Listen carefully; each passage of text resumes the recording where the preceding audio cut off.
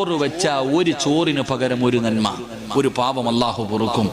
അടുക്കളയിലെ തീയുടെ ചുവട്ടിൽ നിന്ന് പെണ്ണുരുകിയാൽ ശരീരം വിയർത്താൻ നരകമോചനം. പ്രസവിച്ച ശരീരത്തിലെ രോമങ്ങൾക്കനുസരിച്ച് നന്മ, പാപം പൊറുക്കും. പാല് കൊടുത്ത 100,000 ശുഹദാക്കളുടെ പ്രതിഫലം.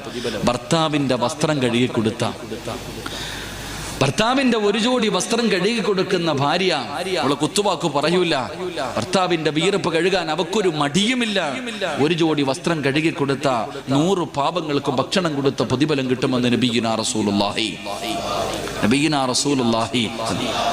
ആ കുടുംബജീവിതം എന്ത് രസമെന്നറിയോ? കുടുംബജീവിതത്തിന്റെ വില നമുക്കറിയാഞ്ഞിട്ടാ. അള്ളാഹു നമ്മുടെ ഭാര്യമാർക്ക് ഈമാൻ നൽകി അനുഗ്രഹിക്കുമാറാകട്ടെ. പറഞ്ഞു കൊടുക്കണം, ഇതാ ജീവിതം, ഇതാണ് ജീവിതം. തന്റെ ഭാര്യ ഭർത്താക്കന്മാർക്ക് പറഞ്ഞു കൊടുക്കണം.